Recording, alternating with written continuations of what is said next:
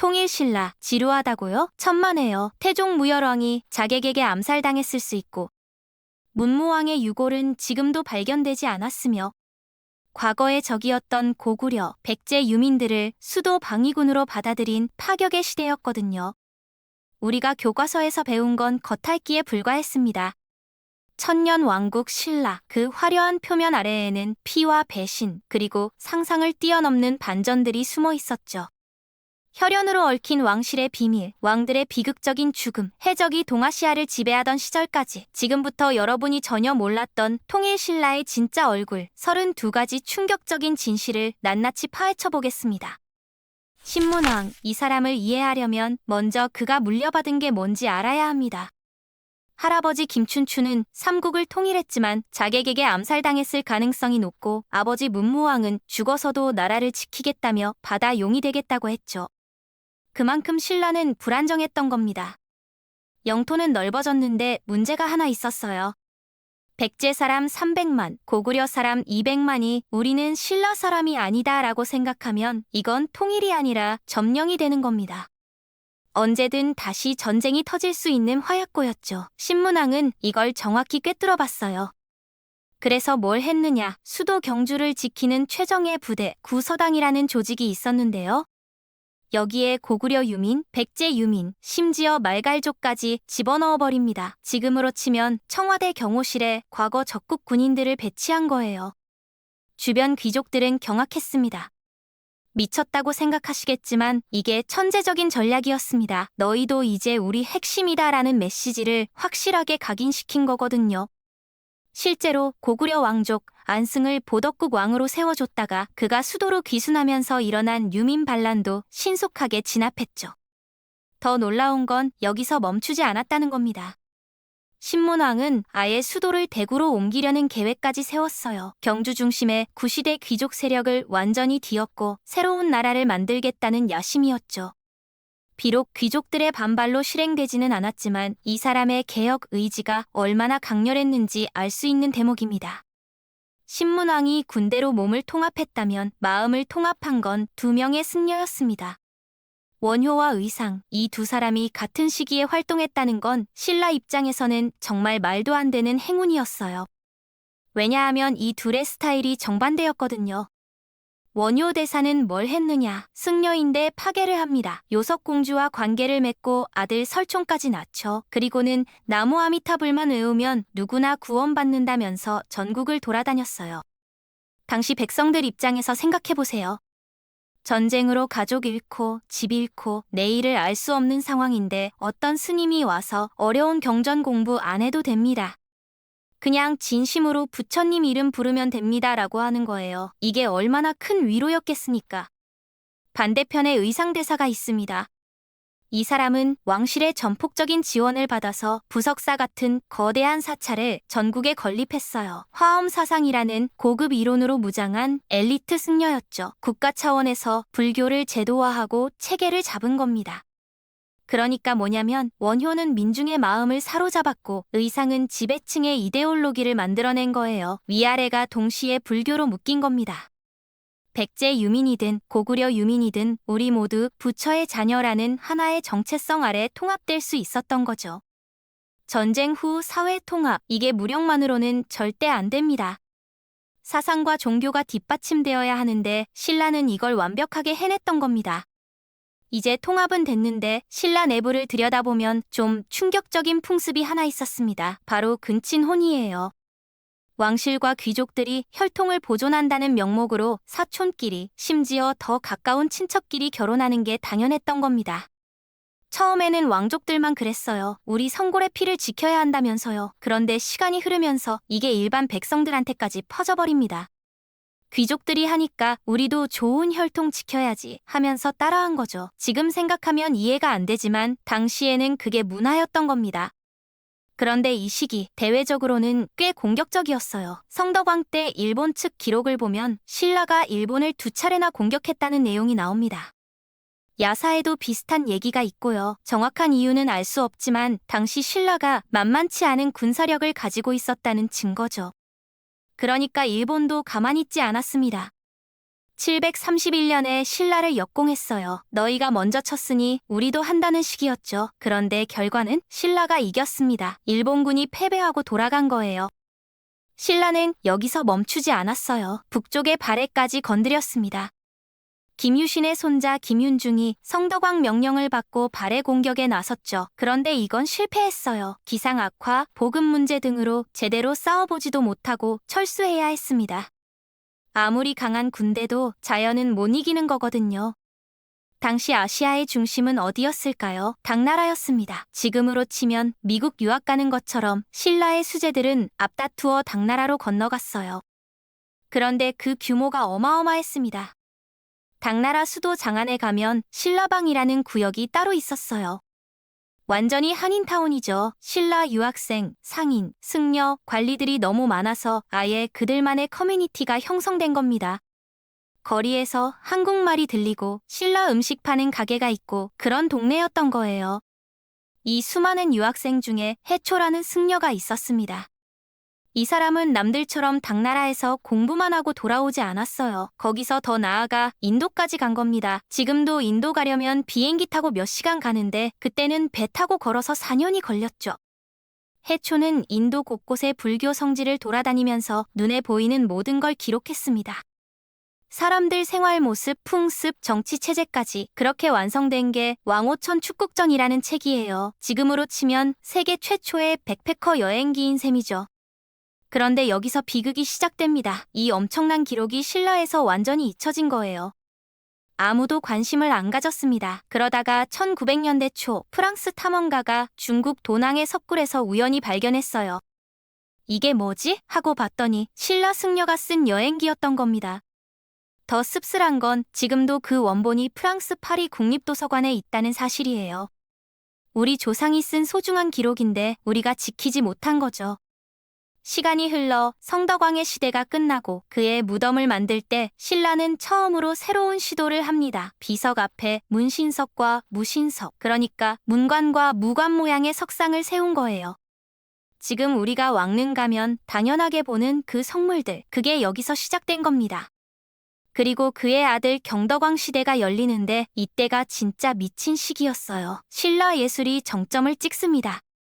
석굴암 아시죠? 불국사 아시죠? 다 이때 만들어진 겁니다.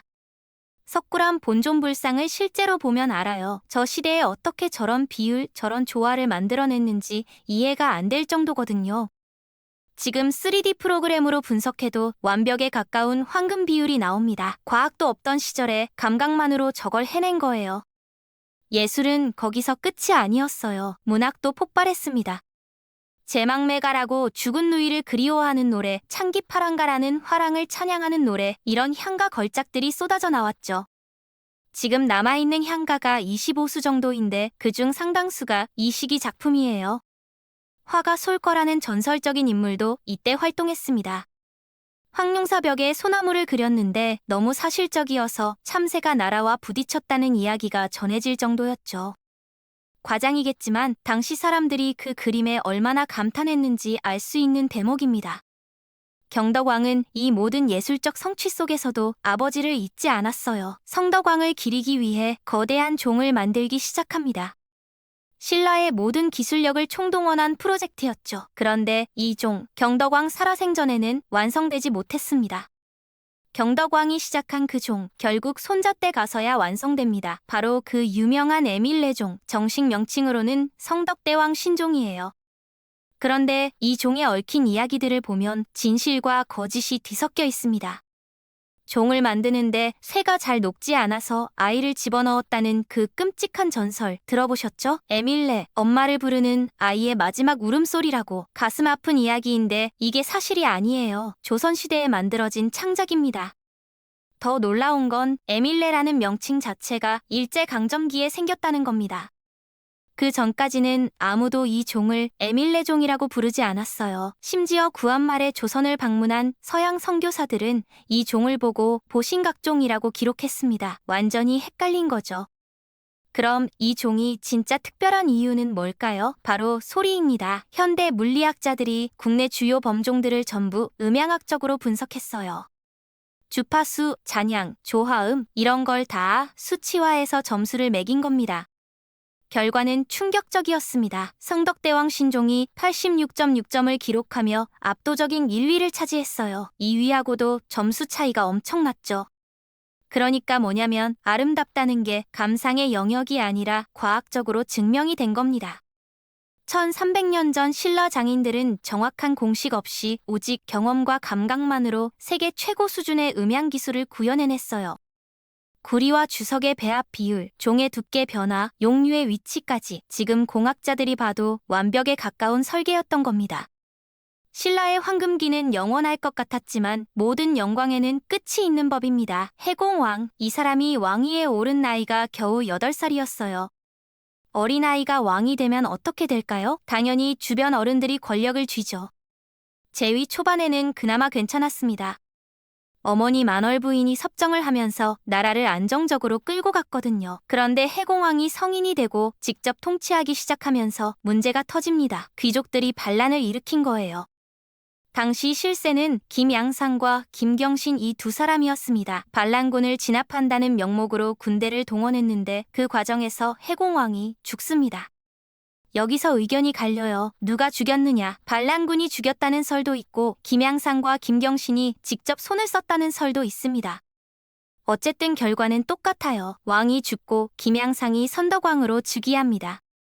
여기서 뭐가 깨진 거냐면 무열왕 직계 중심의 왕위 계승 원칙이 완전히 무너진 겁니다. 왕족이면 누구나 왕이 될 수 있다는 분위기가 형성된 거죠.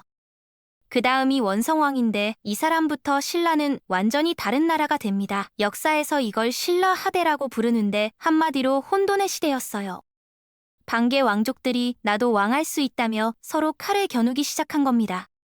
숫자로 보면 더 충격적이에요. 하대 255년 동안 왕이 20명 바뀌었습니다. 평균 재위 기간이 13년도 안 되는 거예요. 그중 4명이 살해당했고 쿠데타가 11번 일어났습니다. 거의 10년에 한 번꼴로 칼바람이 분 거죠. 나라가 안정될 수가 없었습니다. 정치가 혼란스러워지면 사람들은 어디서 위로를 찾을까요? 종교로 갑니다. 그런데 신라에 새로운 불교가 들어와요. 바로 선종입니다. 기존에 있던 교종은 뭐냐면 경전을 달달 외우고 공부해야 깨달음을 얻는다는 거였어요. 그러니까 글 읽을 줄 아는 귀족, 승려들의 전유물이었죠. 일반 백성들은 접근조차 어려웠습니다. 그런데 선종은 완전히 달랐어요. 경전 공부 필요 없다. 누구나 마음속을 들여다보면 깨달을 수 있다는 겁니다. 농사 짓는 농민도 생선 파는 상인도 다 부처가 될 수 있다는 거죠. 이게 얼마나 혁명적인 사상입니까? 마침 중앙정부는 엉망진창이었어요. 김원창의 난같은 왕족 간 권력 다툼이 끊이질 않았죠. 수도 경주는 피 튀기는데 지방 사람들은 저 사람들이 우리랑 무슨 상관이야. 이렇게 된 겁니다. 선종은 이 틈을 정확히 파고들었습니다. 지방 호족들과 민중의 마음을 빠르게 사로잡았죠. 비슷한 시기 바다에서는 또 다른 영웅이 등장합니다. 장보고예요. 이 사람은 당나라에서 군인 생활하다가 신라로 돌아와서 왕한테 제안을 합니다. 완도에 군사기지 하나 만들게 해주십시오. 왕이 물었겠죠. 왜? 장보고가 답합니다. 우리 신라 사람들이 당나라의 노예로 팔려가고 있습니다. 이걸 막아야 합니다. 명분이 확실했어요. 왕은 허락했고 청해진이 세워집니다. 그런데 장보고는 여기서 멈추지 않았어요. 해적을 소탕한다는 명분으로 군대를 얻었는데 이걸 기반으로 무역 사업을 시작한 겁니다. 한국, 중국, 일본을 오가는 모든 배가 장보고를 거쳐야 했어요. 사실상 동아시아 해상 무역을 독점한 거죠. 그 규모가 어땠느냐? 혼자서 신라 전체를 먹여 살릴 정도였다고 합니다. 한 사람이 국가 경제를 좌지우지한 거예요. 민간인이 이 정도 파워를 가지면 어떻게 될까요? 당연히 왕권과 충돌하겠죠. 장보고가 죽고 나니까 문제가 터집니다. 청해진의 철저한 통제가 사라지면서 바다가 무법천지가 된 거예요. 신라구라고 불리는 해적들이 우후죽순 생겨나기 시작했습니다. 이 신라구들 장난이 아니었어요.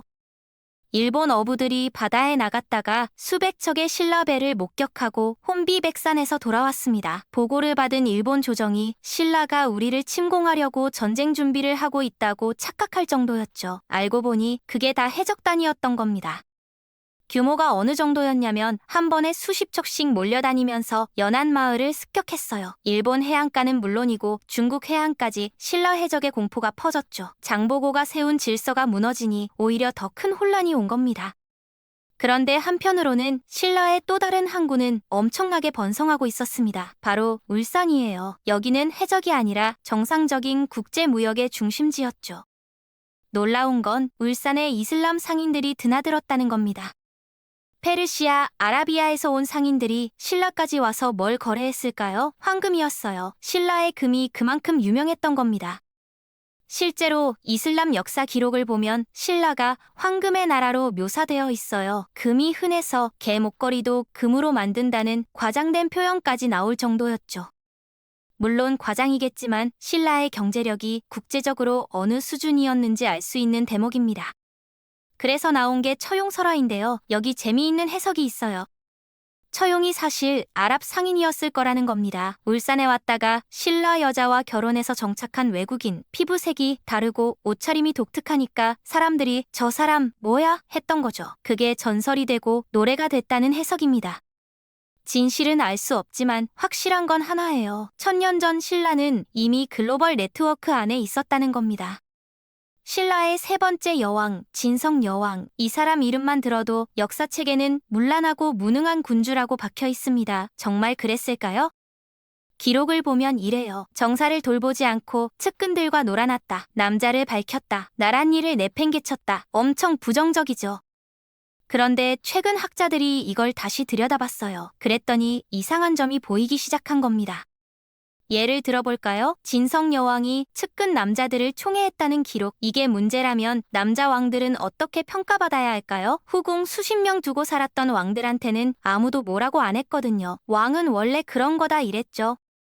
진성 여왕이 측근에게 관직을 줬다? 그것도 마찬가지예요.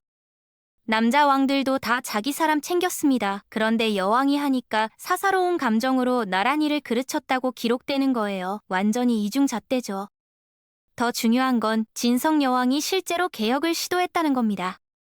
최치원이라는 천재학자가 있었어요. 당나라에서 과거 급제까지 한 수재였죠. 이 사람이 나라를 이렇게 고쳐야 합니다 라며 개혁안을 올렸어요.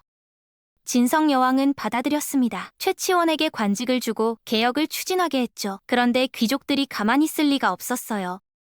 감히 평민 출신 주제에 우리한테 이래라 저래라 해 완전히 발목을 잡았습니다. 개혁은 좌절됐고 최치원은 결국 산으로 들어가 버려요.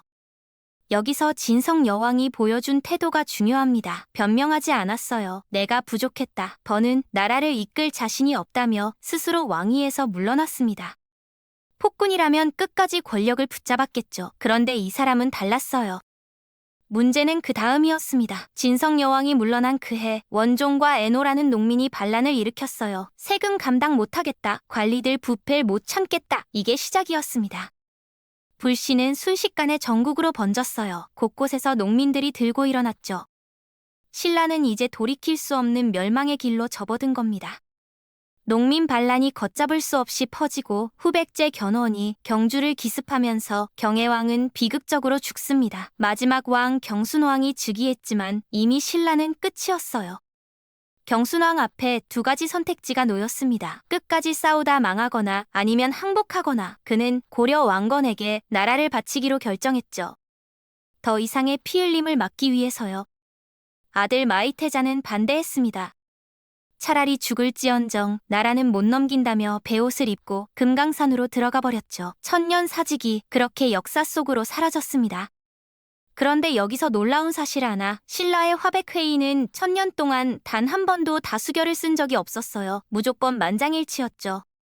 그런데 나라를 넘길지 말지 결정하는 마지막 순간 처음이자 마지막으로 다수결로 결론을 냈습니다. 원칙을 깨면서까지 백성의 목숨을 선택한 겁니다. 그게 신라가 우리에게 남긴 마지막 메시지였죠.